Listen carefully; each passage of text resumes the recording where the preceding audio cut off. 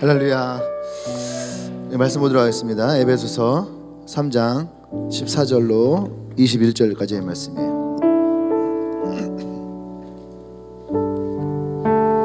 에베소서 3장 14절로 21절 말씀. 제가 한 절 여러분이 한 절 돌아가면서 봉독합니다. 이러므로 내가 하늘과 땅에 있는 각 족속에게 그의 영광의 풍성함을 따라 그의 성령으로 말미암아 너희 속사람의 능력을 강건하게 하시오며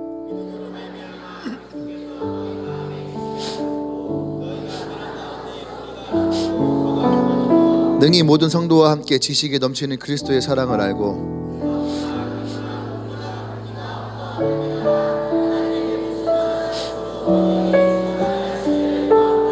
우리 가운데서 역사하시는 능력대로 우리가 구하거나 생각하는 모든 것에 더 넘치도록 능히 하시리에게 그 안에서와 그리스도 예수 안에서 영광의 대대로 영광무궁하기를 원하노라.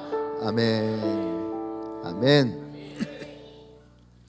예, 우리 말씀 제목 읽어볼까요? 시작. 예, 내게 주실 축복. 2019년도 첫 번째 우리 예배를 드리면서 부흥회가 끝나고 첫 번째 말씀을 기도할 때에 이 축복을 2019년도 주님의 교회 모든 성도들에게 하나님 주시는 은혜가 되기를 바라면서 오늘 이 말씀을 준비를 했습니다.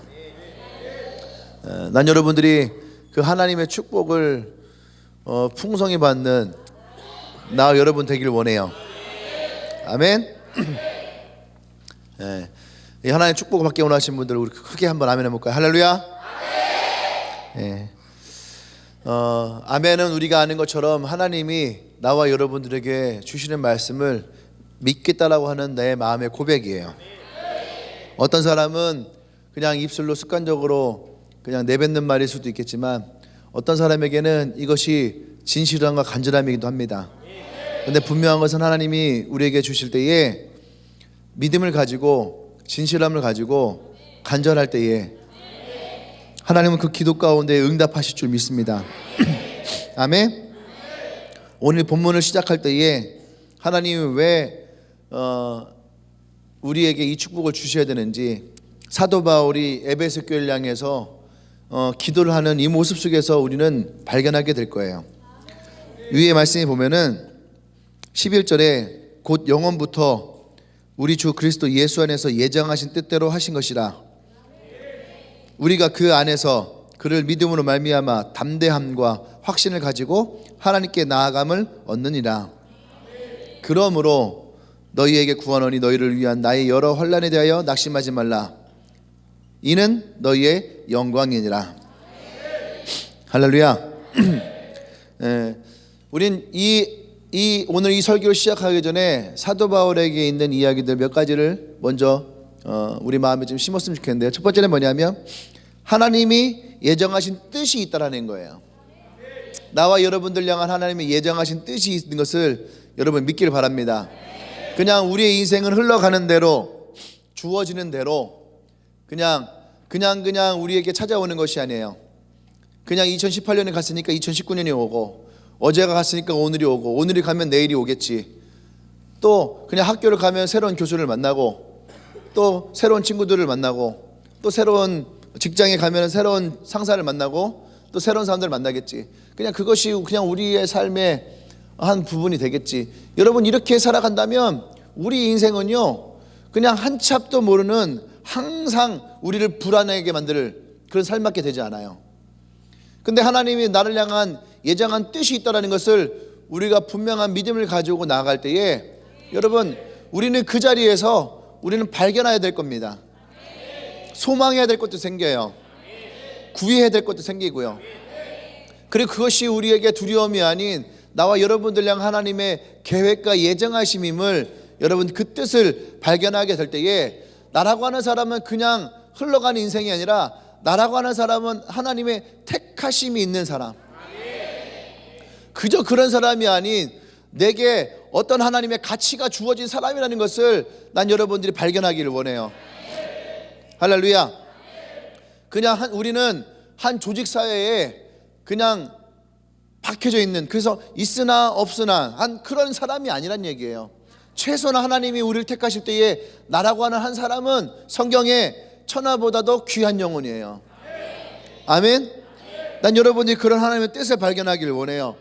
그래서 12절에 보면은 우리가 그 안에서 이 하나님의 그 계획하신 거, 하나님의 사랑 안에서 예수님을 믿음으로 말미암아 우리에게 담대함과 확신을 가지고 하나님께 나아갔다는 얘기예요. 할렐루야. 예, 난 여러분들이 그 담대함과 확신이 있기를 원합니다. 아멘. 그럴 때에 13절에 그러므로 지금 사도 바울이 당하고 있는 많은 혼란이 있어요. 특히 지금은 로마의 감옥에 있거든요. 뭐 자택연금 당하고 이제 죽음을 앞에 두고 언제 자신이 죽을지 모르는 그런 상황 가운데 놓여 있을 때에 사도 바울이 얘기하는 거예요. 내가 당하고 있는 이러한 혼란들 때문에 너희가 낙심하지 말라. 몇 가지의 낙심이 있겠죠. 첫 번째는 자기들의 지도자가 사라질 것에 대한 낙심. 또 하나는 저렇게 예수를 믿으면 나도 저렇게 죽을 수 있겠구나 라고 하는 두려움의 낙심. 또 하나는 사도 바울도 저렇게 죽는데 뭐 나는 뭐 이럴 수 있을까 라고 하는 자기 자신에 대한 낙심. 여러 가지 낙심이 있을 거예요. 근데 사도 바울은 이것에 대해서 너희가 낙심하지 말라. 할렐루야. 이러한 것들은 너희의 영광이 될 것이다. 그러니까 사도 바울은 죽음을 맞이할 때에도 비굴하게 죽지 않겠다는 얘기예요. 자신의 생을 마감할 때에도 비굴한 인생으로 끝나지 않을 것이다. 너희들이 볼 때에 사도 바울의 인생은 정말 멋있는 인생을 살았다. 사도 바울의 인생은 진짜 가치 있는 인생을 살았다. 그래서 너희가 그것을 보면서 결코 너희들이 낙심하지 않을 것이다. 할렐루야. 그러면서 이제 14절부터 사도 바울은 이 에베소 교회를 향해서 중보를 합니다. 난 이 중보가 오늘 여러분들에게 2019년도 여러분의 주어질 하나님의 축복이 되길 원해요. 이스라엘은 기도를 할 때의 특징이 있어요. 성경에 보면은 세리가 기도하는 장면이 나오고 바리새인이 기도하는 장면이 나와요. 그래서 세리가 바리새인들이 기도할 때 어떻게 기도했냐? 바리새인들은 성전에서 기도하고 세리들은 성전 밖에서 좀 멀리에서 기도를 했어요. 기도한 건 다 똑같았어요. 그러니까 기도는 어떤 모습을 했을까 했을 때에 바리새인들은 서서 기도를 했어요. 지금도 이스라엘 가면 통곡이의 벽 앞에서 그들은 서서 기도합니다. 그러면 세리들은 어떻게 기도했을까? 세리도 서서 기도했어요. 그러니까 서서 기도하는 것은 그들의 기도의 모습이죠. 근데 성경에 보면 예수님은 이들과 다르게 기도를 해요. 그것이 뭐냐면 무릎을 꿇고 기도했다라는 거예요. 무릎을 꿇고 새로운 기도의 모습을 예수님이 이 제자들에게 보이셨다라는 거예요. 그 시대의 사람들은 서서 기도하는 것이 굉장히 의롭고 서서 기도하는 것이 굉장히 멋있는 기도로 생각했는데 예수님은 무릎을 꿇고 기도했다라는 거죠. 그것은 그 예수님의 기도도 간절하고 소망을 담아서 간절하게 기도했다라는 거예요. 아멘.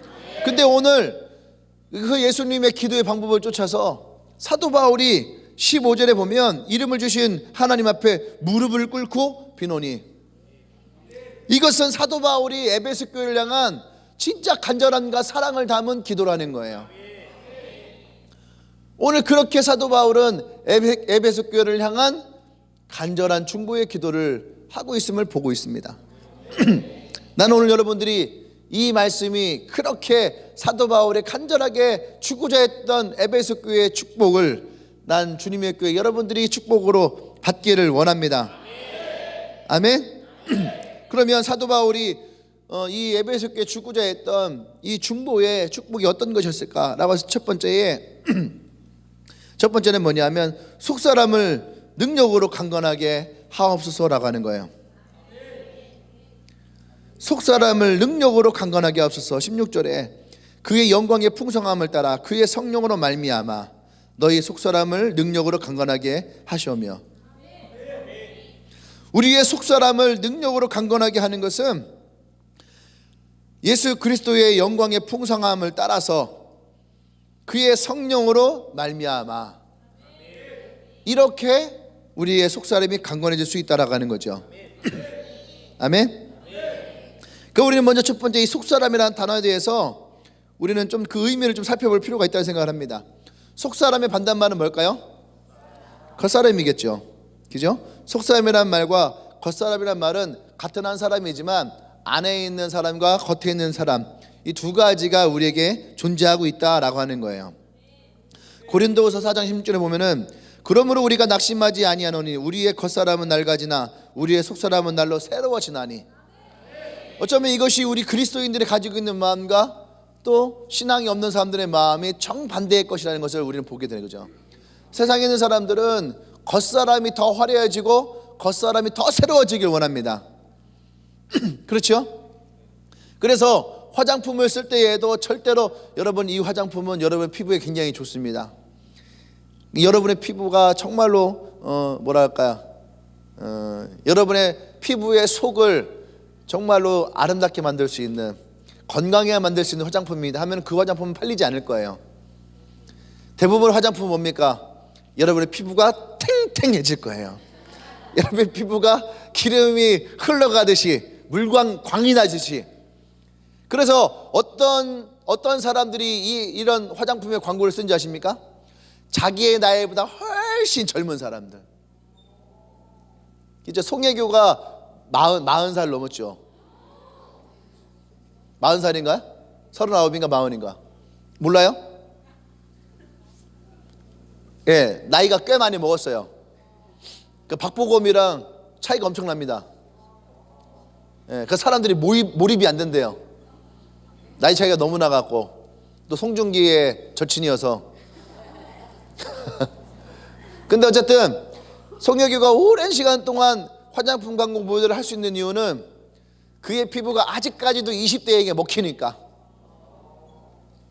그 다음에 또 여러분들은 별로 좋아하지 않을 수도 있는데 SK2 화장품 전속 모델 누구였죠? 김혜예요. 요새 또 한 사람 누구죠? 탕혜이도 있죠. 그 다음에 또 김연희도 있죠. 그죠? 이연이 알았어요. 이연이 틀리지 않을 거예요.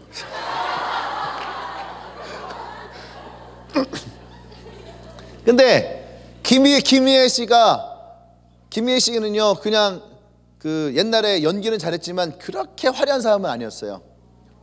근데 오히려 나이가 들면서 40대가 넘어가면서 연기에 물이 올랐어요. 그러면서 사람들에게 굉장히 주목을 받았던 게 뭐냐면 김희애 씨의 나이였어. 나이. 왜냐하면 그분이 옛날부터 있던 사람인데 40대고 40 중반 넘어가면서부터 이 사람이 연기에 물이 올라서 사람들의 대중의 시선을 확 잡았거든요. 근데 더 놀라운 것은 그렇게 주목이 된 다음에 당신 나이가 몇입니까 할 때에 김희애 씨가 그때 50이 넘었어요. 근데 사람들이 그분의 피부에 놀란 거예요. 겉모습에. 그래서 SK2에서 전속 모델로 발탁을 한 거예요. 그러면서 SK2가 한국에서 굉장한 강탈을 합니다. 예, 그냥 그 모델 하나로 SK2가 굉장히 고퀄리티의 화장품이 딱 돼버렸죠. 그 비싸잖아요. 그죠? 그러니까 화장품 모델을 아무나 할 수 있는 것이 아니에요. 아무나 할 수 있는 거. 옛날에 현정아 씨라고 하는 탁구 선수가 있어요. 국가대표 탁구 선수. 그분이 했던 화장품 이름이 뭐였냐면 템테이션. 유혹이라는 거죠. 화장품 모델을 했어요. 여러분 잘 모르시죠? 옛날 거예요. 잠깐 나오다가 사라졌어요. 왜냐하면 현정아 씨가 탁구 선수인데 얼굴이 굉장히 동안이고 예뻤어요. 그래서 모델로 스카웃을 했어요. 그래서 했는데 지나가는 사람들마다 현정아 씨를 보면서 그러는 거예요. 광고랑 틀리네요. 엄청 스트레스를 받았대요. 그래서 요청을 했대요. 웬만하면 계약 이내에 좀 끝내달라고. 자기가 도저히 거리를 다닐 수가 없다. 예. 그러니까 사람들은 겉모습에 대한 환상이 굉장히 많다라는 거죠. 그 겉모습에 대한 환상이 많은 것 중에 하나가 뭔지 아십니까? 이 시대에는 SNS예요. 인스타, 페이스북. 절대 자기의 생얼을 올리지 않아요. 그리고 절대 카메라에 내장된 카메라 어플로 사진을 찍지 않아요. 다 새로운 어플을 찍죠. 옛날 푸딩 360 또 요즘에 뭐 있잖아요. 어제도 우리 진실이가 사진 찍던데 뭐 이렇게 사진 뭐 이렇게 모자 씌워놓고 사진 찍고 그러는데, 그냥 사진 찍는 순간 턱이 깎여요. 송구여신 예배 드리고 나서 애들이 그 강대상 앞에 딱 조명이 잘 나오더라고. 조명빨이 좋아요. 그러니까 누가 와서 이렇게 셀카를 찍자 그래서 딱 색깔 내 화면을 딱 봤는데 10년 넘게 젊게 나오는 거예요, 사진이. 그래서 내가 그랬어요. 야, 찍고 나도 좀 보내주라. 딱 찍었는데 나중에 온 사진을 딱 보니까 딱 찍었는데 턱이 얇아진 거예요. 옛날 20년 전 턱으로 돌아가 버린 거예요, 찍는 순간. 그러니까 어떻게 해요? 거울에 비친 자기의 모습에 만족할 사람이 없어요. 그러니까 다 어떻게 자기 셀카만 찍는 거야. 그리고 인스타에 올라와 있는 사진들을 보면서 어떻게 하면 저것을 내가 가질까? 어떻게 하면 나도 저곳에 갈까? 어떻게 하면 나도 저거를 경험할까? 그런 겉모습들에 우리는 마음을 뺏겨버린 걸 많죠. 그런데 오늘 사도 바울은 이 에베소 교회를 향해서 뭐라고 하냐면 너희의 속사람이 강건해지라. 너희의 속사람이 강건해지라. 여전히 그때나 지금이나 이 에베소 교회도 겉모습이 화려한 것을 따랐다라는 거예요. 신앙생활에서 지금의 이 겉모습은 우리의 외모의 겉모습을 얘기하는 건 아니에요.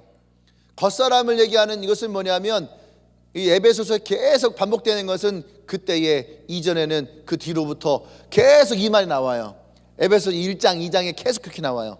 그 말은 뭐냐면 예수 그리스도를 믿기 이전과 믿은 이후의 모습. 여기서 말하는 속사람은 예수를 믿은 그 다음의 인생, 겉사람은 예수 믿기 이전의 모습. 그런데 여전히 이 사람들이 에베소 교회가 속사람에 대해서 기도했다는 건 뭐냐면 여전히 이들은요 겉모습을 가지고 살았다는 얘기예요. 다시 말해서 예수 믿기 이전에 그 삶에 대해서 이들은 계속 가지고 있더라는 얘기죠. 그런데 사도 바울은 이들의 속사람이 강건해지길 원하는 거예요. 너희들이 더 이상 예수 믿기 이전에 겉사람에 대해서 너희들이 환상을 갖고 살아가지 말고 너희들이 속사람이 강건해지기를. 할렐루야, 아멘. 예수를 믿고 난 다음에 너희들의 삶의 가치관, 인생의 자아들이 변화져야 됐던 그 삶의 모습을 가지고 살아가라 이거예요. 아멘. 겉사람의 모습을 우리가 얘기하면 어떤 육체의 욕심, 용모, 외모, 부, 명예, 이러한 것들로 가득 차 있는 것이 겉사람의 특징이라고 할 수 있습니다. 그래서 세상은 어쩌면 우리의 겉사람의 모습에 평가를 하고 겉사람 것을 우리는 굉장히 중요하게 여기죠. 네가 얼마를 가지고 있냐, 넌 차는 뭐냐, 너희 아파트는 어디냐, 너희 집은 어느 동에 사냐, 이러한 것들에 대해서 굉장히 중요한 의미를 부여할 수 있죠. 그런데 오늘 성경은 우리에게 얘기하는 것은 너희들을 판단하는 가치는 그런 가치가 아니라는 거죠. 우리가 하나님의 자녀가 되었고 우리의 속사람이 예수 그리스도로 말미암아 변화되어지는 그 사도 바울은 그것을 위해서 무릎을 꿇고 간절히 기도했다라고 얘기를 합니다. 아멘. 그러면 이 속사람의 강건함은 무엇으로 되어지느냐? 성경은 이것에 대해서 우리에게 두 가지 얘기합니다. 첫 번째는 예수 그리스도의 영광의 풍성함에 따라서, 또 하나는 성령으로 말미암아. 우리는 겉사람만 풍성해질 것을 구하지만 사도 바울은 우리에게 예수 그리스도의 영광의 풍성함이 너희들에게 있을 것이다. 아멘. 너희에게 있을 것이다. 난 여러분들이 예수를 믿는다 해서 예수 믿는 사람들이 초라하고 별 볼 일 없고, 그렇죠? 그리고 꾸미지 못하고 그런 인생이 안 되길 원합니다. 예수 그리스도의 영광의 풍성함이 우리에게 임할 때에 그분은 우리에게 풍성함으로 임한다는 거예요. 아멘. 먼저 그의 나라를 구하라. 그러면 너희에게 더하시리라 했던 말은, 더하신다라는 것은 너희들이 이것이 없다라고 하는 것이 아니에요. 오늘 아까 김경일 리더가 자신의 이야기를 2018년도 이야기를 쭉 했잖아요. 저는 그 모습을 보면서 어떤 모습이냐면, 그래, 어쩌면은 우리의 대다수의 삶은 저렇게 평범한 인생일 수 있어. 셀러리맨으로 회사에서 월급 받고 정해진 월급 안에서 우리가 얼마나 살아갈 수 있을까? 어쩌면 세상은 그 월급을 쪼개서 살아갈지 모르죠. 근데 저는 아까 그 얘기를 들으면서 참 은혜가 됐던 것이 뭐냐면, 자기의 헌금 봉투를 열었더니 자기의 월급보다 더 많은 11조를 하고 있더라는 거예요. 다른 말은 뭘까요? 하나님이 더하심이 있었다는 얘기예요. 내가 한 달 동안 피땀 흘려 벌을 수 있는 돈이 이것밖에 되지 않는데 하나님이 더 부어주셨을 때에 하나님의 내 월급의 통장이 그것보다 더 늘어났더라는 거죠. 그것이 우리의 고백이 돼야 돼요. 예수를 믿는 사람들이 예수를 믿으면서 더 가난해지고 더 힘들어지고 더 궁핍해지는 것이 아니라 예수를 믿을 때에 우리의 삶이 더 풍성해질 수 있는, 아멘.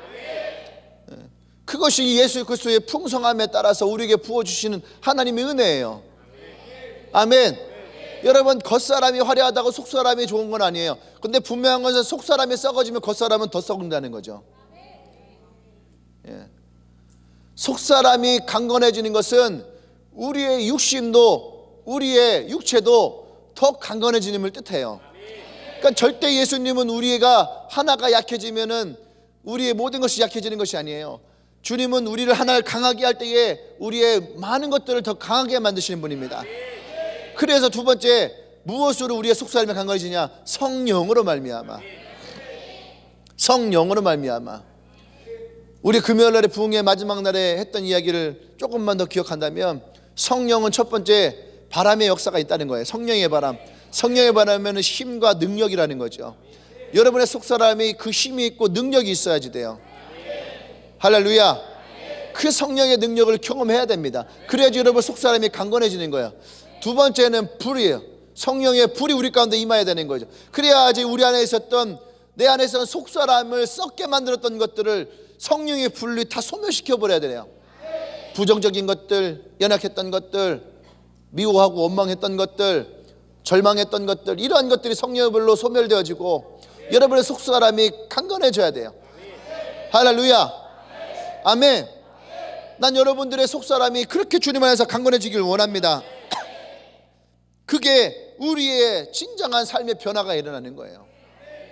이것이 우리의 축복이에요. 예수를 믿어도, 그냥 10년을 믿어도 20년을 믿어도 우리의 속사람이 변화되지 않는다면 그건 잘못된 신앙이죠. 우리의 속사람은 예수 그리스도 안에 있으면은 그분의 풍성함을 인해서 우리가 풍성해질 것이고, 또 성령이 인도함을 쫓아서 우리의 속사람은 더 날로 강력해져야 되는 거예요. 이것이 성경이 우리에게 주시는 말씀이에요. 아멘. 그래서 두 번째 예수 그리스도의 풍성함, 영광이 풍성함과 성령으로 말미암아 우리의 속사람이 강건해지면, 두 번째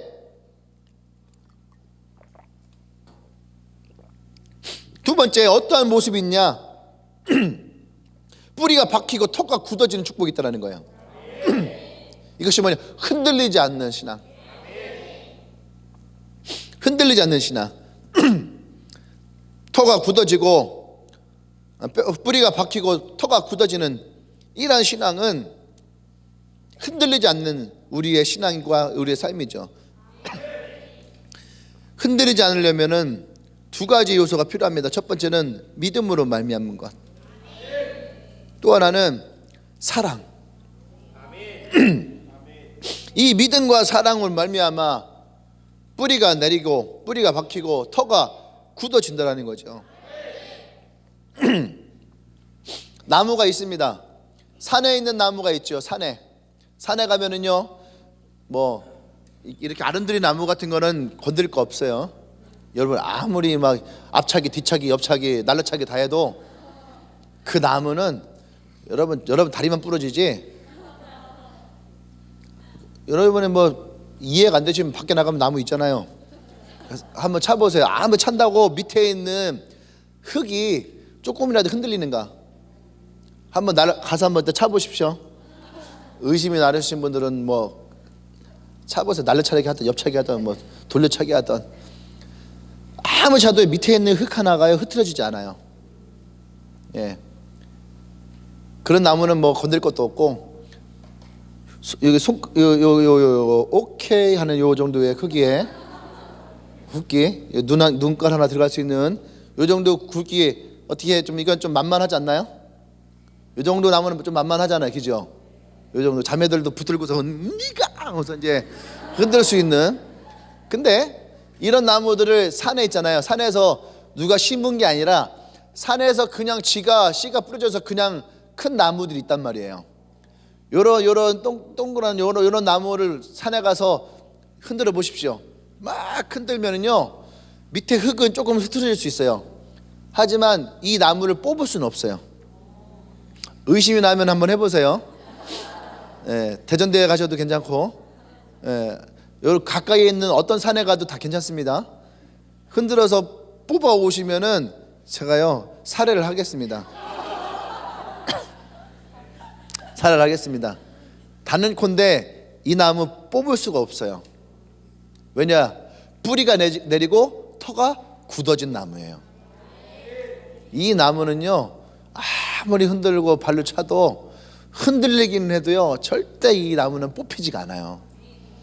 여러분 생각하는 것보다 이 나무의 뿌리는요, 엄청난 힘을 가지고 있어요. 그런데 지금 용운동의 대전대길에 가면은요, 가로수 새로 심기 사업이 한창 진행했습니다. 그래서 커다란 나무들 다 뿌리채 다 잘라버리고 거기에 이 굵기의 나무를 다 심었어요. 이거보다 조금 더 굵은 나무들도 꽤 있거든요. 다 심어놨습니다. 그 나무는 여러분이 가셔갖고 흔들면은 뽑혀요.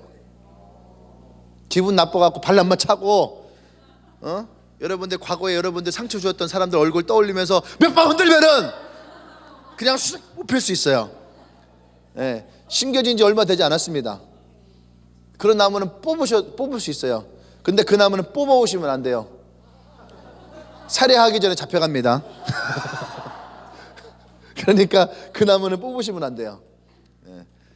그 무슨 말이에요? 같은 나무라도 뿌리가 내리고 터가 굳어진 것은, 여러분 그거는요, 요만한 것들 흔들릴 수는 있어요. 신앙생활을 뭐 석 달을 했던 6개월을 했던 1년을 했던, 저는 신앙생활 얼마 하지 않았어요. 그래서 흔들릴 수는 있어요. 또 10년 됐어도 이 나무가 자라지 않았어도 뿌리가 내려가 있잖아요. 그러면 흔들릴 수는 있어요. 이게 모태신앙의 장점이에요. 모태신앙은 지도 모르게 뿌리가 내려가 있어. 뿌리가 내려가 있고 시간이 있기 때문에 누군가 와서 밟아줬거든요. 수련회 가서 목사님이 밟아주고, 교회 와서 전도사님 밟아주고, 누군가가 밟아줬거든. 그래갖고 자기도 모르는 사이에 턱가 굳어진 애들이 있어요. 세월의 흔적이죠. 이게 모태신앙의 장점이에요. 지도 모르게 뿌리가 내려갔어요. 하나님 믿어 하면 모태신앙 애들은 그냥 별 생각 없죠. 난 믿는데? 이런 그냥 뿌리가 내려간 애들이 있단 말이에요. 이게 장점인 거야. 그런데 이 나무가 요만한 게 이제 문제인 거죠. 요만한 게 문제. 그러니까 이런 사람들은 뭐예요? 항상 흔들려. 항상 새해만 되면 흔들려 막. 딴 데 가도 흔들려요. 그러면서도 뿌리는 밖에 있으니까 그래도요, 주일날에는 슬그슬그 살아나 이렇게 막. 마치 행사 때마다 살아나는 이 풍선 있잖아, 이거. 행사 때만 살아나는 풍선, 주일날만 되면 살아나는 풍선처럼 일주일 내내 죽어 있다가 세상이 막 흔들렸다가 주일날면 그래도 살아나야지 하면서 살아나서 교회를 기어와요. 좀비처럼 막. 아침에 그렇게 온 사람도 있을 거예요. 자기들 막 이게 모태신앙이 가지고 있는 장점일 수도 있어요. 근데 좀비야, 좀비. 좀비예요. 이게 좀비 좋은 거 아니죠? 속사람이 강건해져야 되는데. 근데 어쨌든 이 뿌리가 깊어지고 터가 굳어진다는 것은요, 여러분 예수 믿는 사람들도요 문제 생깁니다. 예수 믿는 사람들도 사업 부도 나요. 예수 믿는 사람도 회사 잘려요. 예수 믿는 애들도요 학점 F 나옵니다. 손 들어봐요. 솔직하게 우리 한번 솔직해 봅시다. 나 F 나온 적 있다. 난 F 나온 적 있다.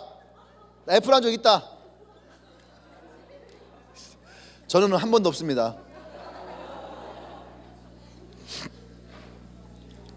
F 나올 수 있잖아요. 그죠? 자, 운전하는 사람들 사고 난 적 있다. 자식이 뭐 자랑이라고. 다비는 차 산 지 3개월이 뭐. 사고하면 또 다은이를 따라갈 수 없죠. 다은이, 사고 다은이, 다비 다 다자가 들어가네. 마늘 따자야. 사고가 마늘 따자야. 그 다음에 우리 그 은희 교통사고 그 뭐야 사기 보험 사기범 은희 정은희 직원이 그랬대요. 그냥 서 있으면 와서 박아줘. 서 있으면 뒤에 차가 박아줘요. 그 벌써 한 3번인가 4번 그랬어요. 그랬더니 그 직원이 와서 이 정도면 보험 사기예요. 자기가 박은 하나도 없어요. 그냥 서서 와서 박아주는 거예요. 근데 어떻게 돈이 필요할 때마다 박아주는 줄 몰랐어요. 그래서 사고 나면은 기분이 안 좋아야 되는데 목사님 저 사고 났어요. 근데 큰 사고는 하나도 없어요. 큰 사고는 하나도 없고 그냥 와서 툭툭 박아주는 거예요. 그 보험회사 직원이 이 정도면 보험 사기해야 돼. 똑같은 사람 계속 만나니까. 예. 예수 믿는 사람은 사고 납니다. 예. 사고 안 나는 거 아니에요. 그죠? 직장도 잃을 수 있고요. 성적이 안 나올 수도 있고요. 우리를 흔드는 일들은 참 많이 있어요. 근데 사도 바울이 이 에베소 교회를 향해서 너의 뿌리가 박히고 터가 굳어져야 된다. 그러려면은 뭐예요? 믿음으로. 또 하나는 사랑으로. 믿음으로 터가 굳어진다는 것은요, 믿음은 예수 그리스도가 내 마음에 있어야 된다는 거예요. 이것이 전제예요. 아멘. 나다나엘이 그 친구가 그랬어요. 친구가 빌립이 나다나엘에게 야 저기 선지자가 있어 만나러 가자 했더니 어디서 왔는데 나사렛. 그랬더니 나다나엘이 딱 듣더니 야 나사렛에서 무슨 선한 것이 나냐 이런 거죠. 예. 그러니까 별 볼 없는 것, 보잘것없는 것, 겉모습이죠. 처음에 제가 개척했을 때에 개척할 때는 누구나 다 그런 거거든요. 처음부터 좋은 교회를 세우고 할 수 있는 사람 몇 없습니다. 대부분의 이제 돈 없고 빼먹고 힘없는 사람들은 대부분 다 지하부터 시작하거든요. 요즘엔 지하 시작한 사람들 별로 없던데. 근데 저는 이제 지하부터 시작했잖아요. 처음에 지하에서 교회를 시작할 때에 대전대학교 학생들 전도하는데 그랬어요. 야 여기도 교회야? 딱 들어와 봤을 때에 교회 딱 보고 이것도 교회구나 하는 친구들. 그 얘기는 뭐예요? 이런 데서 은혜 받을 수 있을까? 야 이런 데서 내가 신앙생활 할 수 있을까? 그래서 어떤 친구들은 대놓고 얘기했어요. 자기는 둔산동에 큰 교회를 가겠다고. 엄청 속쓰리죠. 분명히 우리가 배울 때는 교회는 다 같은 교회인데 세상에서 교회도 틀리지만 교회 안에서의 교회도 틀리구나, 그런 생각이 들었었어요. 근데 이 나다나엘도 바로 그랬던 거죠. 누군데 나사렛 선지자 하면은 그도 뭔가 조금 유서 깊은 가문에서 태어나서 유서 깊은 집안에서 유서 깊은 곳에서 나와야 되는데 나사렛에서 나왔다라는 거죠. 나사렛은 듣보잡이거든요. 듣보잡인데 어떻게 거기에서 메시아가 나타날 수 있을까? 그랬어요. 그랬더니 이 빌립이 어쨌든 예수님 앞에 나다나엘을 데리고 옵니다. 근데 나다나엘이 예수님과 만납니다. 만나고 얘기를 들을 때에 그의 마음에 굳게 닫혀있던 그의 마음의 문이 열려요. 그리고 당신이 진짜 이스라엘의 임금입니다 라고 하는 고백을 합니다. 이것이 믿음의 고백이에요. 이 믿음의 고백이 있을 때에 뿌리가 박히는 거예요. 내가 저 사람의 제자가 되겠구나. 내가 저 사람을 따라야 되겠구나. 할렐루야. 그때의 터가 굳어지기 시작하는 거죠. 도마는 예수님의 제자였어요. 근데 예수님이 부활하신 것을 믿지 않았어요. 자기가 직접 그 상처난 곳에 손을 대봐야지만 내가 믿을 수 있겠다라고 하는 그런 마음이었어요. 그러니까 도마를 할 때 우리는 항상 의심 많은 사람, 믿음이 없는 사람의 대명사죠. 근데 그가 예수님이 뭐라 합니까? 그래 좋다. 그럼 네가 와서 너의 손가락으로 나의 손을 대봐라. 직접 그것을 만졌을 때에 이 도마는요 그의 믿음이 바뀌어버려요. 불신이 부활하신 예수님으로 바뀌어버려요. 그때의 도마는 더 이상 묻지 않습니다. 그리고 그의 인생은 예수님을 위해서 복음을 증거하다가 인도에 가서 죽음을 맞이하죠. 할렐루야. 믿음은 잘 들으세요. 믿음은 그냥 우리 가운데 생겨나는 것이 아니에요. 믿음은 경험되어져야 됩니다. 그냥 그 믿음이 우리 가운데 들어오는 것이 아니란 얘기예요. 믿음은 경험되어져야 돼요. 난 2019년도에 특별히 여러분들이 이 믿음이 더 많이 경험되어지길 원합니다. 이따가 맨 마지막에 믿음에 대한 얘기를 좀 더 하겠지만, 여러분, 우리의 신앙의 기초가 세워지려면 큰 아파트, 큰 건물을 질수록 우리는요 높은 것만을 바라봐요. 어쩌면 이것이 겉모습일 수 있겠죠. 겉모습이 튼튼하려면 아까 얘기했죠. 겉모습 튼튼히 어떻게 하라고? 우리의 속사람도 튼튼해야 된다. 다시 말해서 큰 건물일수록 그 기초는요 깊어요. 깊어요. 뿌리가 흔들리지 않을수록 그 뿌리는 깊어요. 우리의 믿음은 우리가 더 높이 올라가려면 우리의 믿음은 더 밑으로 들어갈 수 있어야지 돼요. 난 여러분들이 그런 믿음이 되어지려면 그 믿음은 오늘 나다나나 도마처럼 우리의 삶에 그 믿음이 경험되어지는 믿음이 되어야지 돼요. 할렐루야. 그것이 앞에서 얘기했던 예수 그리스도는 영광의 풍성함이에요. 예수 그리스도를 만난 자들마다 그 믿음을 소유하고 그 믿음을 붙들고 그 예수를 따라갔다는 얘기예요. 그때의 예수님으로부터 부어지는 하나님의 풍성하심이 그들 가운데 있었음을 우리 성경을 통해서 보게 됩니다. 아멘. 여러분, 여러분들의 믿음이 그냥 그 자리에 머물지 않기를 원해요. 예수 그리스도를 만남으로 말미암아 그 믿음이 더 깊이 들어가기를 원합니다. 그것이 바로 하나님과의 교제예요. 그 사람을 알면 알수록, 그 사람과 만나면 만날수록 더 가까워지고 더 친해지는, 그거의 핵심이 요한복음 15장이에요. 하나님은 농부이시고 나는 예수님은 포도나무시고 나는 그의 가지니 우리가 그 나무를 떠나서는 그 어떤 열매도 맺지 아니하는. 그런데 성경에서 뭐라고 합니까? 네가 내 안에, 내 말이 너희 안에 거하면 네가 무엇이든지 구하라. 그리하면 내가 그것을 이룰 것이다. 할렐루야. 이것이 그 나무에 붙어있는 가지의 축복이라는 거예요. 아멘. 우리가 단지 흔들리지 않는 믿음, 내가 예수를 떠나지 않는 믿음, 아니에요. 여러분, 주님이 우리가 진짜 원하시는 것은 단지 흔들리지 않는 믿음으로만 머물러 있는 것이 아니에요. 그것이 뿌리가 박히고 터가 굳어질 때에는 여러분 그 나무에 반드시 하나님의 열매가 맺혀지기 시작한다는 거예요. 그것이 나무가 가지고 있는 특징이에요. 아멘. 믿음은 우리에게 이것이 흔들리지 않게 한다면 하나님의 사랑은 우리로 하여금 그 열매를 맺게 해요. 아멘.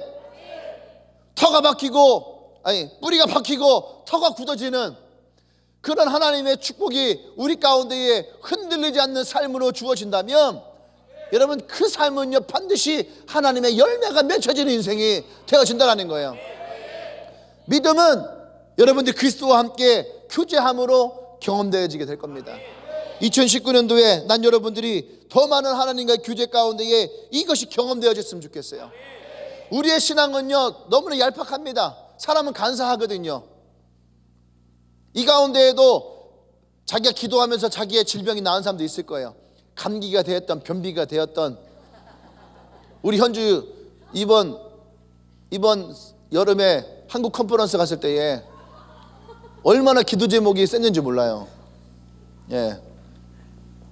근데 얘기해도 되잖아. 밴드에 올렸던 거니까.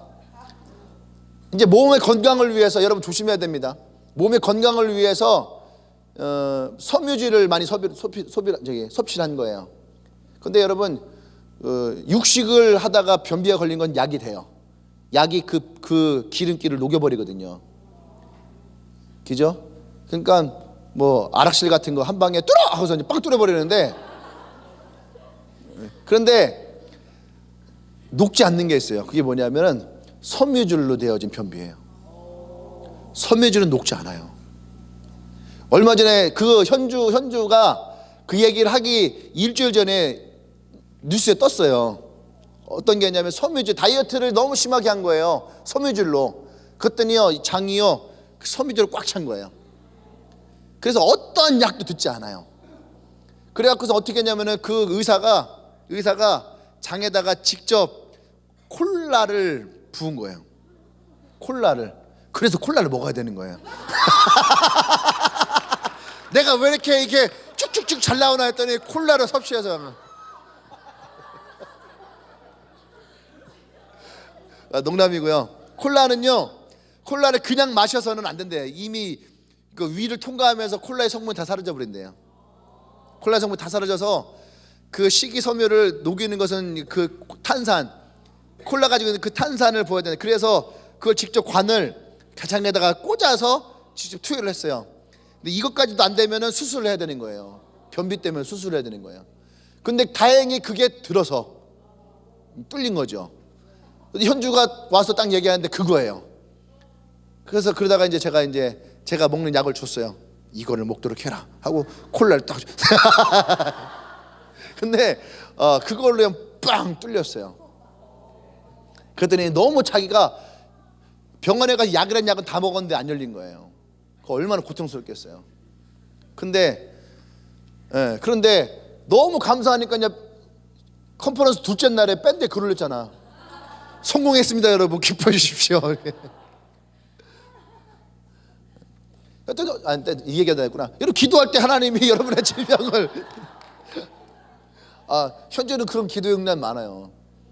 왜 이렇게 혹도 6cm짜리 이게 뭐죠 이거? 초음파 검사에서 나왔어요. 의사가 이거 당장 수술해야 된다고 그랬거든요. 근데 기도하는데 사라질 것 같대요. 그래서 의사한테 나중에 하겠습니다 하고 와서 기도하고 2주 후에 갔는데 사라졌어요. 그때 그 의사가 기적이네요. 여러분, 이러한 기도의 역사들 있어요 없어요?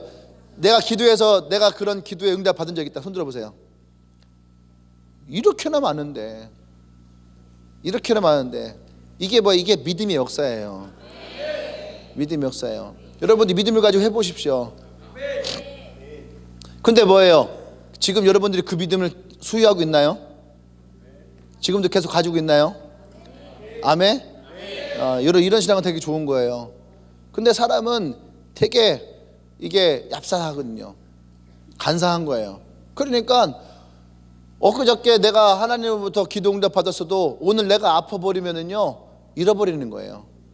그냥 흔들려요. 근데 왜 우리가 믿음이 중요하냐? 믿음은 그런 생각이 드는 거예요. 믿음은 바다를 지나가는 배와 같은 항해에 비유할 때 참 많아요. 믿음의 항해. 그런 얘기 들어봤나요? 바다 위에서는 태풍도 치고 풍랑도 일고 바람도 많이 불고 많이 흔들리고 있잖아요. 그럼에도 불구하고 이 배는 바다를 지나간다. 그래서 우리의 믿음은 바다를 지나가는 믿음의 항해와 같다. 이렇게 얘기하는 때가 참 많이 있습니다. 근데 제가요 이 설교를 준비하면서 제 마음에 딱 떠올랐던 게 있어요. 그게 뭐냐면 그 바닷가 가면 선착장에 배를 묶어놓는 말뚝이 있어요. 어디 다 그런 게 돼 있거든요. 그리고 배를 그다 선박을 해놓죠. 거기다 이제 주차를 해놓는 거죠, 배를. 그러면 그냥 해놓지 않아요. 그럼 꼭 배를 그 말뚝에다가 끈을 묶어놔요. 그러면 바람이 불고 풍랑이 와도요, 이 배는요 거기에서 나가지 않아요. 묶임 자리에 그 자리에 있어요. 저는 그것이 믿음의 닷줄이다 생각해요. 믿음의 닷줄. 이 믿음의 닷줄이 있는 사람과 없는 사람의 차이가 뭔지 알아요? 믿음의 닷줄이 없는 사람들은 평소에 보면은 그 선착장에 배의 주차장에 배가 그대로 있는 것 같아요. 근데 풍랑이 일잖아요. 그럼 자기도 모르게 출렁출렁 하면서 문어크를 하는 거예요. 이렇게 문어크를 하는 거예요. 그러면서 어떻게 해요? 어느 순간 세상으로 이 배가 나가버리는 거예요. 그러니까 자신에게 조금만 어려움이 와도 밀려나가는 거예요. 재정의 어려움이면 재정에 밀려나가는 거예요. 시간의 어려움이면 시간에 밀려나가는 거예요. 노는 것에 어려우면 노는 것에 밀려나가는 거예요. 관계에 어려우면 관계에 밀려나가는 거예요. 근데 이 믿음의 닷줄이 있으면은요 묶어놓잖아요. 그럼 세상이 아무리 나를 흔들어도 흔들리면 당할 수 있지만 배는 떠나가지 않아요. 여러분, 이것이 믿음의 굉장히 중요한 원리예요. 할렐루야. 우리가 주님을 향한 그 믿음이 있느냐 없느냐는요 내가 세상에 밀려나가냐 밀려나가지 않느냐에 엄청난 차이가 있는 거예요. 내가 주일날 예배를 드리냐 안 드리냐 이거랑은 차원이 틀린 거예요. 내가 세상에 밀려나가냐 밀려나지 않느냐. 이 믿음의 닷줄을 우리가 주님과 연결되어 있어야 돼요. 아멘. 그래 두 번째 우리에게 사랑이 있어야 돼요. 사랑이요. 주의 사랑 안에서 믿음의 닷줄을 강화하는 것이 뭐야? 주의 사랑이에요. 주님의 사랑. 주님의 사랑이 있어야지요. 예? 난 여호와로 즐거워하리, 난 여호와로 즐거워하리. 우리 찬양 있잖아요. 무화과 나뭇잎이 마르고 포도 열매가 없으면 외양간에 송아지 없어도 우리 예양 때 있잖아요. 그 찬양하면서 이제 뒤에 보면 난 여호와로 즐거워하리, 난 여호와로 즐거워하리. 이 찬양을 할 수 있는 고백이 뭐예요? 진짜 우리가 하나님 한 분만으로 내가 즐거워 만족할 수 있느냐? 아무것도 없는데 만족할 수 있을까? 이거는 조금 힘들어요. 대단한 신앙이 아니면 힘들어요. 진짜 믿음의 닷줄 이만하지 않으면은 지금은 아멘 할지 모르지만 힘들어요. 저도 개척할 때 되게 힘들었어요. 목사지만 개척할 때 제일 큰 문제가 뭐예요? 믿음이 없어서? 소망이 없어서? 아니에요. 뭐가 없어서? 돈이 없어서. 돈이 없을 때가 제일 힘들었어요. 개척하면서도. 야 너는 목사인데 어쩌고 그러냐. 아니 믿음이 있었어요. 소망도 있었어요. 돈이 없으니까요 믿음이고 소망이고요 이게 어느 순간에 갑자기 머리가 하얘져요. 내가 뭐 하려고, 내가 왜 이렇게 지질 고생하고 있을까? 차라리 딴 데 가고서 내가 부목사라도 하면 내가 이렇게 고생하진 않을 텐데. 그런 생각 찾아와요 안 찾아와요? 찾아온다니까요. 그런데 사랑이 우리에게 왜 중요하냐? 제가요 개척했을 때에 돈은 없었는데 먹는 건 잘 먹었어요. 그때 제가 나 이제 이 식당은 진짜 오지 말아야지 했던 식당이 어디였냐면은 베니건스, 그 다음에 아웃백, TGI 프라이데이 이런데 패밀리 식당. 빕스는요 빕스는 가자고 하는데 안 갔어요. 나 그런데 싫어. 먹을 게 없어. 그래서 빕스는 지금도 잘 안 가요. 빕스는. 예. 그런데 비싸잖아요. 보통 가면은 두세 명이 가도요 7, 8만 원 먹어요. 근데 그때는요 그냥 가만히 있으면 사람들이 날 다 그런 데만 데리고 가는 거예요. 절대 살은 그냥 찌는 것이 아니에요. 절대 그냥 찌지 않아요. 살이 찌는 데는 다 이유가 있는 거야. 저는 물만 먹었는데 살쪘어요. 이건 다 거짓말이야. 코끼리 빼고는 물 먹고 살찌지 않아요. 사람은 절대로 그렇게 살찌지 않습니다. 근데 그때 정말로, 그러니까 제가 하고 싶은 얘기가 뭐냐면 사랑받았다는 얘기예요.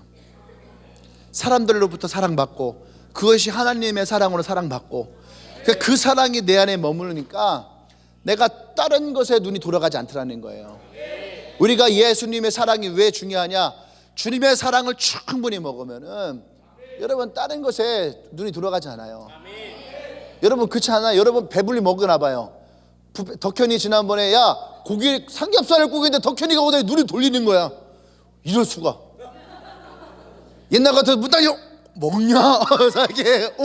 이렇게 젓가락을 들고서 와야 되는데 덕현이가 며칠 전에는요 문을 딱 열더니 고기를 딱 보고 반응이 없는 거예요.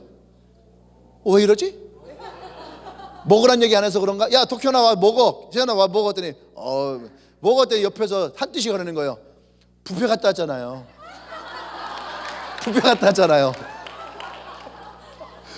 그런데 덕현이는 아직 만족감이 좀 덜한 거죠. 그래도 하나 먹어볼까 했더니 한 뜻이가 형 많이 드셨잖아요. 우리 지금까지 뷔페에서 먹고 왔잖아요. 한 뜻이는 만족함이 어떤 것인지 아는 사람인 거죠. 하나님의 사랑이 우리 가운데 만족함으로 채워지면 여러분 우리가 다른 것에 눈이 가지 않아요. 그래서 여러분 하나님의 사랑이 중요하다는 얘기예요. 셀의 사랑이 충분하면 여러분 그 셀에 뿌리가 박히고 토가 굳어져요. 왜 그럴까요? 뿌리는 영양분을 먹어요. 그러니까 그 땅에는 영양분이 맛있고 좋으면은요 이 뿌리는요 더 빠른 속도로 더 깊이 들어가요. 할렐루야. 그러면 그것은요 더 튼튼해지는 거예요. 여러분들의 리더들에게 아까 1부 때 얘기했냐 리더들 여러분들 셀에 진짜로 뿌리가 박히고 튼튼해지려면 사랑을 먹어야지 돼요. 여러분의 사랑을 먹어야 됩니다. 셀 안에서 사랑을 먹어야지 돼요.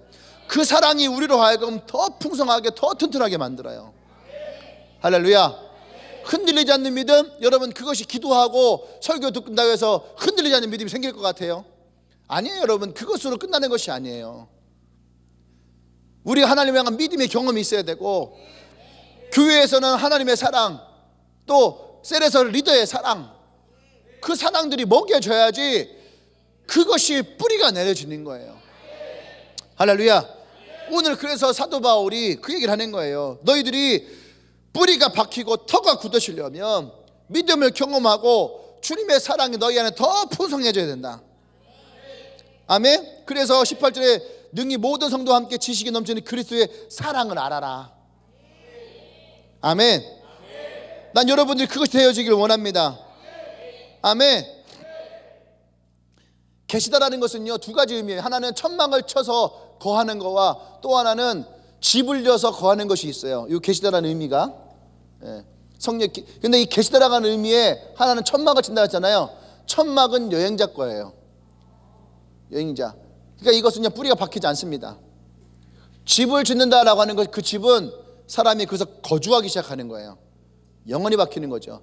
그러니까 여기서 계시다 17절에서 너희 마음에 계시고, 예수께서 너희 마음에 계시고는요, 여러분 천막 치면 안 돼요.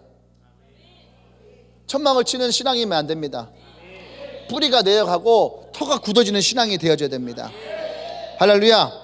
그래서 여러분들이 이것이, 이 믿음과 사랑이 커지기 시작하면은 19절 말씀이 되는 거예요. 넓이와 깊이와 높이와 깊이가 어떠한지 깨달아. 다시 말해서 여러분들의 믿음이 더 넓어지고, 믿음이 더 길어지고, 믿음이 더 깊어지고, 믿음이 더 높아지는 은혜가 있다는 얘기예요.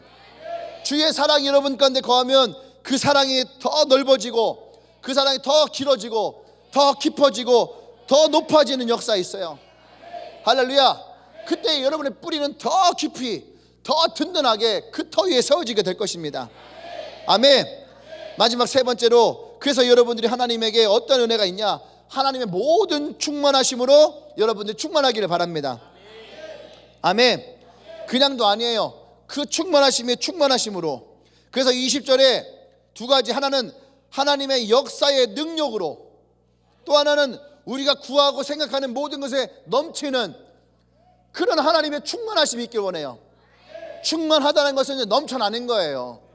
부족함이 아니라 가득 차고 넘치는 것이 하나님이 우리에게 주시는 충만함이에요. 할렐루야. 2019년도 하나님의 역사하심과 그분의 넘치시는 은혜가 여러분에 있기를 원합니다. 아멘. 무엇을 구하든 무엇을 여러분들이 생각하든 그것이 넘치는, 왜 이것이 가능할까요? 여러분 잘 보세요. 사람들은요, 우리가 야 너 기도하면 하나님 주시잖아, 기도하면 주시잖아, 이렇게 얘기를, 잘못된 거예요.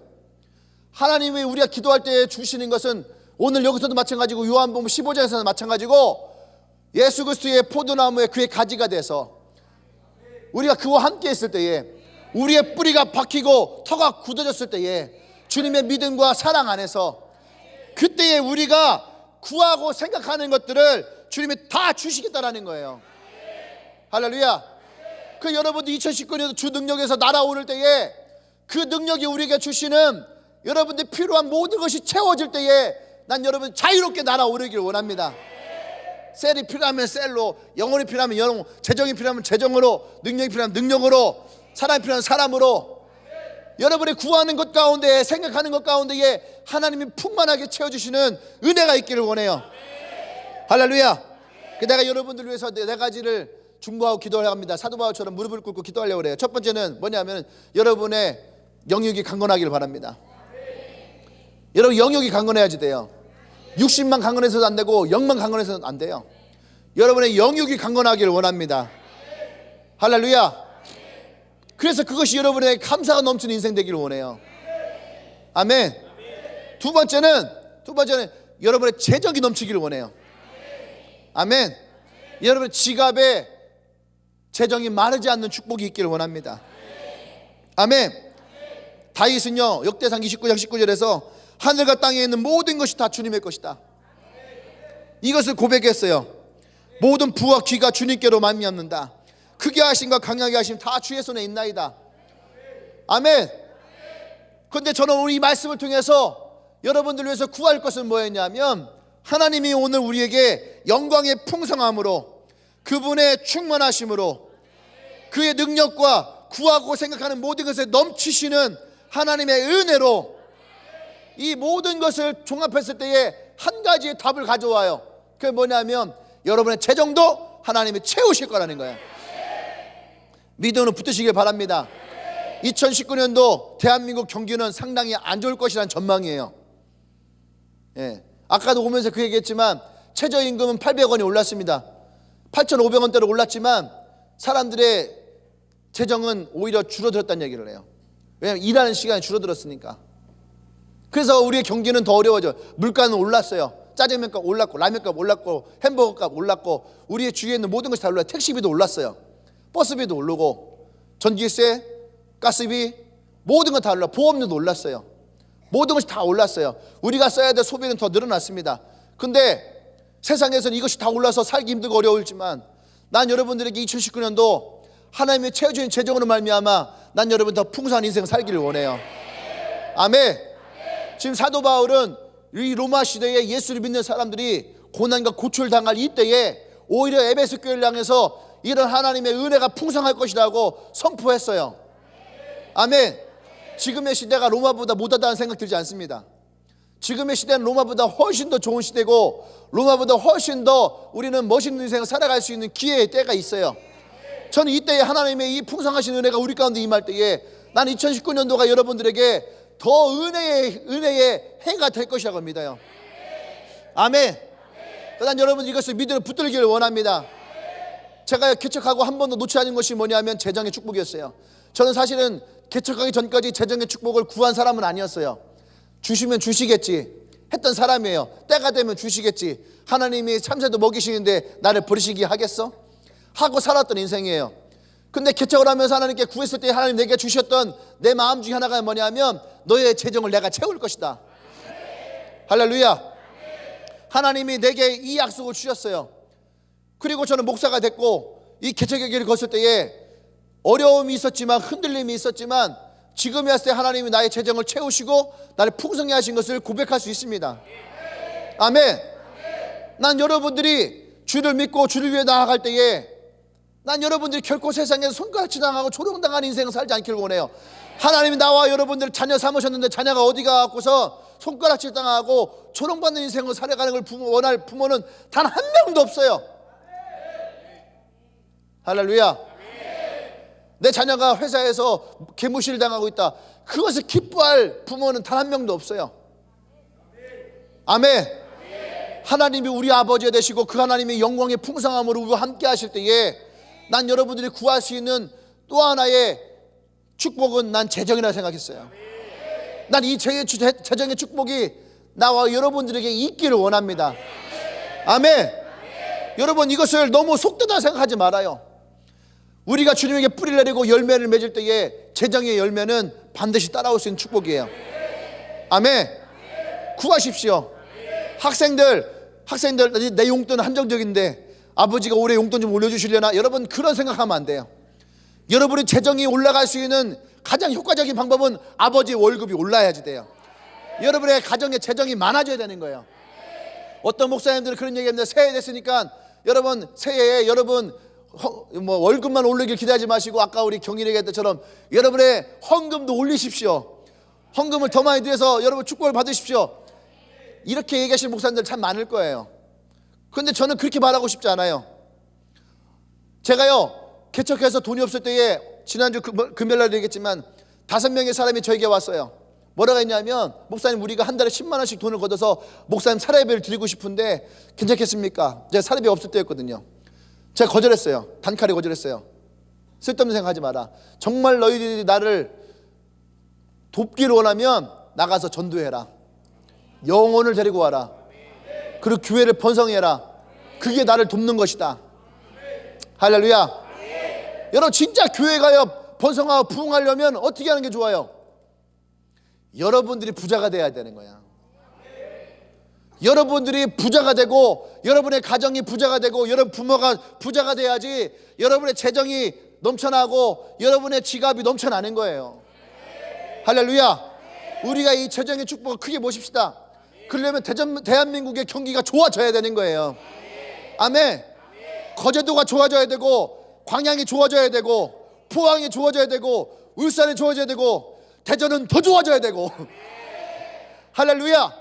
그러니까 우리의 그릇을 넓혀야 되는 거예요. 단지 오늘 나의 지갑이 돈이 차는 것만을 구하면 안 되는 거예요. 할렐루야. 우리의 기도를 넓히십시오. 하나님의 풍성하심이 단지 내 지갑으로만 채우려 하지 말아요. 대한민국의 재정이 좋아지고 이 대전 땅이 좋아지고 여러분의 직장이 좋아지고, 그래서 진짜 그러므로 말미암아 나의 재정이 차고 넘치는 은혜가 있기를 원합니다. 할렐루야. 아멘. 병원도 마찬가지예요. 병원에 일하는 사람 많잖아요. 지금 우리 교회 여러분의 병원에 여러분 환자가 많은 게 좋아요, 없는 게 좋아요? 거짓말치지만 없는 게 좋잖아요. 근데 없는 게 좋으면 안 되는 거예요. 그럼 병원이 망하고 여러분 실업자가 되는 거야. 환자가 많아서 피곤하지 않습니까? 근데 여러분 환자가 많아야 되는 거예요. 병원에 사람이 차고 넘쳐야 되는 거예요. 그러면 대전에 환자만 넘쳐나야 되는 거야. 우리 좀 아까 양이 영육간에 강건함 물고 있는데 이렇게 기도해야 돼. 하나님, 이곳에서 영육간에 강건하게 되게 해주십시오. 일타 쌍피를 얻을 수 있게 해주십시오. 할렐루야. 그래서 여러분들의 삶의 터전이 번성해야 돼요. 그래서 여러분의 재정이 그래서 일어나게, 무역을 하는 회사는 무역이 더 많이 일어날 수 있게. 할렐루야. 그래서 진짜 우리가 땀 흘리고 노력했을 때에 그 열매가 맺혀지듯이 우리의 재정이 차고 넘쳐난 은혜가 있기를 원합니다. 아멘. 세 번째는 여러분의 사역의 열매가 있기를 기도합니다. 할렐루야. 여러분의 가정에서나 여러분 직장에서나 학교에서나 또 교회에서나 여러분이 사역하는 그 모든 것 가운데에 하나님의 열매가 맺혀지는 은혜가 2019년도에 일어나기를 원해요. 아멘. 기도하셔야지. 여러분 뿌리가 내려가고 터가 굳어지면 반드시 그 안에서 열매가 맺혀진다는 거예요. 아멘. 마지막 네 번째는 여러분의 믿음이 더욱더 넘쳐나는 하나가 되길 원해요. 왜 마지막에 이 믿음을 얘기했을까? 이 믿음이 가지고 있는 여러 가지 하나님의 축복에서 첫 번째는 뭐냐? 믿음은 우리의 꿈을 이루게 해요. 믿음은 우리의 문제를 해결하게 합니다. 믿음은 우리의 병을 고쳐요. 믿음은 우리의 성공을 가져옵니다. 믿음은 우리의 절망을 이기게 해요. 믿음은 우리에게 소망을 가져다 줘요. 믿음은 패배를 벗어버리게 해요. 믿음은 비전과 소망을 갖게 해줘요. 믿음은 죽음의 공포 속에서 우리를 자유케 합니다. 아멘. 믿음은 그래서 은혜 중에 가장 큰 은혜예요. 그래서 믿음은 선물 중에 가장 큰 선물이라고 얘기를 해요. 할렐루야. 나는 2019년도에 여러분들이 이 은혜를 이루기를 원해요. 이 선물 다 받기를 원합니다. 이것을 믿음으로 구할 때에 여러분이 이 모든 것을 다 취할 수 있기를 원합니다. 할렐루야. 2019년도 내게 주신 축복을 믿음으로 받으십시오. 할렐루야. 여러분 여기까지 강건하십시오.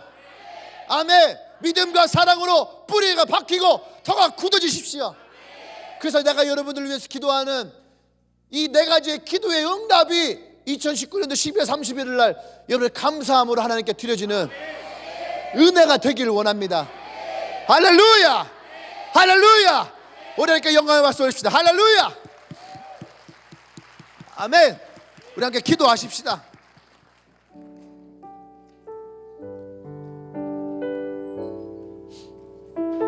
우리 항상 기도할 때에 우리가 먼저 하나님께 구했으면 좋겠어요.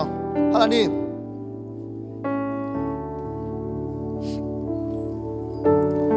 나의 속사람이 강건해지길 원합니다. 아멘. 나의 속사람이 강건해지길 원합니다. 하나님의 믿음의 사랑 안에서 뿌리가 박히고 나의 믿음의 터가 더 굳어지게 해주시옵소서. 그 어떤 것들이 나를 흔들어도 결국 뽑히지 않기를 원합니다. 그 어떤 풍랑이 불어도 내 믿음의 밧줄이 풀리지 않기를 원합니다. 하나님 역사에 주시옵소서. 더욱더 하나님 나의 삶이 나의 신앙 2019년도에 하나님의 주시는 영광의 풍성함에 더욱더 넘쳐나는 인생 되게 하여 주시옵소서. 함께 기도합니다.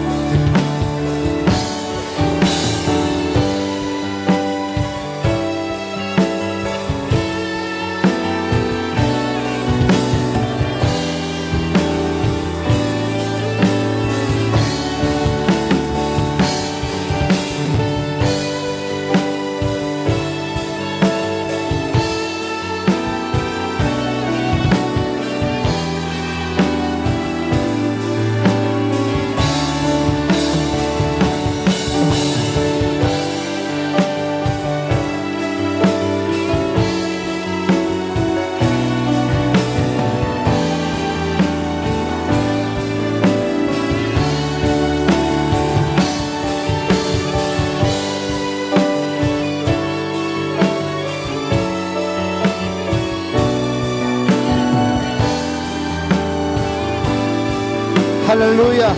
우리 하나 더 기도할 때에 이 네 가지의 축복을 우리가 좀 받기를 원합니다.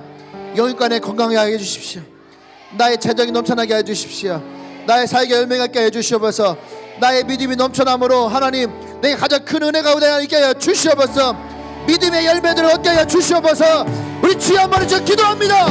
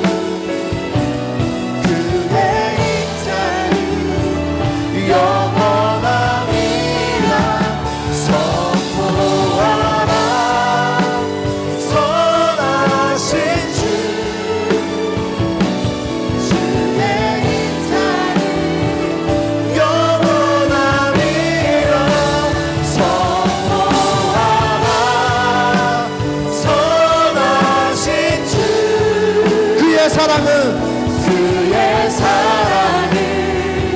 영원하니 선포하라 선하신 주 그의 사랑은 영원하니라. 할렐루야. 주는 그렇습니다.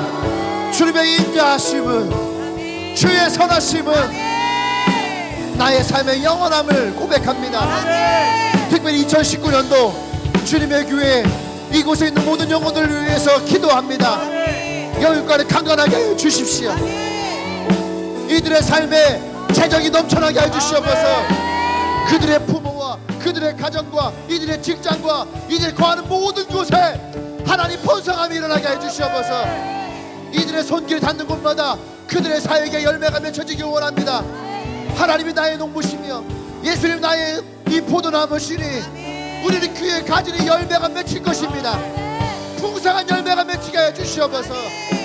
하나님 우리가 이 믿음을 선포합니다. 믿음이 가지고 있는 하나님의 은혜들이 우리의 삶의 곳곳에 넘쳐나게 하여 주시옵소서. 병든 자들이 병이 치유되게 하여 주시옵소서. 고통받는 자들이 일어나게 하여 주시옵소서. 절망 가운데 놓여있는 자들, 죽음의 문턱 앞에서 눈물을 흘리고 있는 모든 자들이 예수 그리스도를 말미암아 믿음으로 회복되게 하여 주시옵소서. 소망을 찾게 하여 주시옵소서. 하나님의 은혜와 사랑 안에 믿음의 뿌리가 내리게 하여 주십시오. 그들의 삶에 예수 그리스도의 사랑 안에서 터가 굳어지게 하여 주시옵소서. 할렐루야 할렐루야 할렐루야. 그 주님을 찬양합니다. 선하신 주님을 찬양합니다. 우리의 삶에 인자하신 주님을 찬양합니다. 영원으로 함께하여 주시옵소서. 할렐루야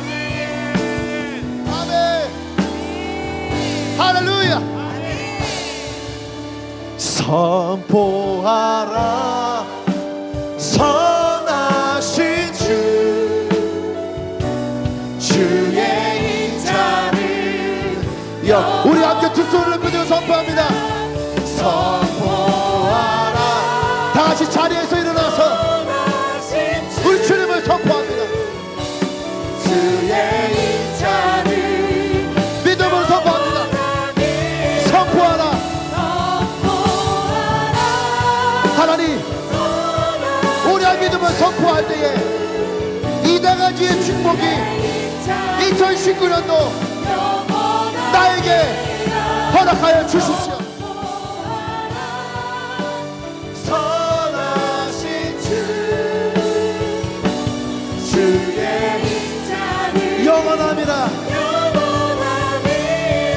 할렐루야. 우리 하나님께 가장 큰 박수를 영광 돌립니다. 할렐루야. 우리에게 주신 그 축복을, 우리의 삶에 주신 축복을 언제나 선하시며 인자하시는 하나님이여 우리에게 부어 주시옵소서. 할렐루야. 할렐루야. 할렐루야. 옆 사람에게 선포하세요. 이 네 가지의 축복이 당신에게 있을 것입니다. 믿음으로 뿌리를 내리십시오. 주의 사랑으로 터를 다지십시오. 아멘. 목사님은 축복이라고 하는 설교를 그렇게 많이 하진 않았던 것 같아요. 제가 개척하고 축복에 대한 설교를 참 많이 하지 않았던 것 같은데 올해는 하고 싶었어요. 올해는 하고 싶었습니다. 왜냐하면 우리가 예수를 믿으면서 단지 죽어서 천국 갈 것만을 소망하는 것은 이제는 이 땅에서 소망해야 될 우리의 축복은 아닌 것 같아요. 그건 죽어서 하나님 주시는 우리의 축복이죠. 이 땅에서 우리가 살아갈 때에 그런 마음이 들었어요. 나의 살아가는 자녀들이 비난당하고 조롱받고 멸시받고 천대받고 못 먹고 못 살고 못 입고, 그것이 과연 하나님 이 땅에서 우리를 위하신 축복일까? 사람들은 교회가 너무 복복한다고 손가락질 할 수 있어요. 그럼 그들은 복을 구하지 않나요? 아니에요. 예수를 믿거나 예수를 믿지 않거나 모든 인생은 다 축복받기를 원합니다. 저는 그래서 오늘 이 첫 번째 예배를 여러분들에게 하나님의 사랑을 말미암아 여러분들이 이 교회의 목사로서 난 여러분들을 축복하기를 원합니다. 2019년도 여러분들이 온 이 네 가지의 축복을 다 이루는 인생 되십시오. 그래서 여러분이 2019년도 어디 가서든지 정말로 하나님으로 말미암아 내가 축복받은 인생이라 어깨 펴고 당당하게 담대함을 가지고 자랑할 수 있는 인생 되기를 바랍니다. 아멘. 할렐루야. 하나님께 다시 한번 영광의 박수 올려주십시오.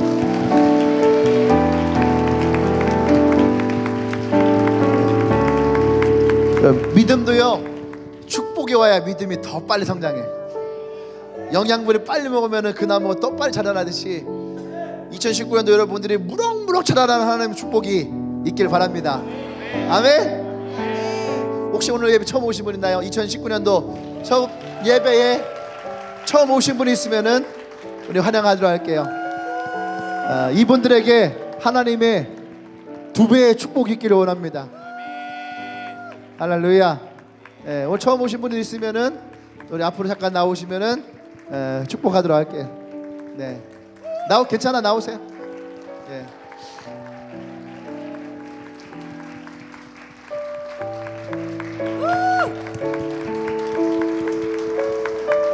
할렐루야. 근래에는 바빠갖고 새로 오신 분들 앞으로 이렇게 부르질 못했는데 오늘 첫 예배에 부르고 싶었어요. 왜냐하면 항상 첫 단추는 잘 끼워야 된다고 하거든요. 저는 이 예배에 여러분들 오신 것이 주님의 교회에게도 첫 단추고 여러분 2019년도 삶에도 첫 단추라 생각이 들어요.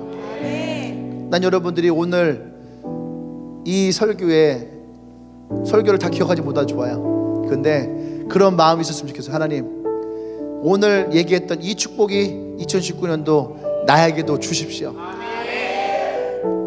그래서 여러분들이 정말로 예수 믿을 때에 교회를 다니는 사람이 하나님의 축복이 어떤 것인지를 여러분들이 경험하는, 그래서 내가 오늘을 기억할 거예요. 비교적 하나님이 제 기도 상당히 잘 들어주거든요.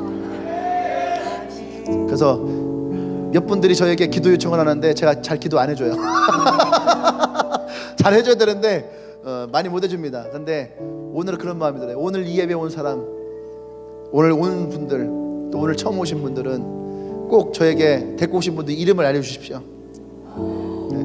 제가 10년 사역하면서 처음으로 오늘 이 얘기를 했어요. 이름을 알려주십시오. 제가 이것을 정말 2019년도에 하나님의 언약이 될 수 있는 기도를 하고 싶어요. 할렐루야. 오늘 셀 리더들도 오늘 이 예배에 참석하신 사람들 명단을 내게 주십시오. 이 첫 예배에 하나님께 드렸던 이 첫 시작이 2019년도 마지막에 이들에게 하나님이 어떤 축복이 있는지를 저는 보고 싶어요. 여러분들에게 보라고 하는 게 아니라 내가 보고 싶어요. 그래서 제가 2019년도 여러분들의 이름을 부르며 기도하고 싶어요. 그래서 하나님이 우리에게 어떤 축복으로 2019년도 내게 이것을 설교하라 마음을 주셨으면 주셔야죠. 맞잖아요. 하라 했으면 목사 보고 거짓말 치면 안 되는 거잖아요. 주라 했으면 나는 그걸 보고 싶은 거예요. 어떠한 축복을 주실지. 할렐루야. 아멘. 여러분들이 그 축복의 주인공이 되십시오. 오늘 나오신 분들이 그 축복의 주인공이 되십시오.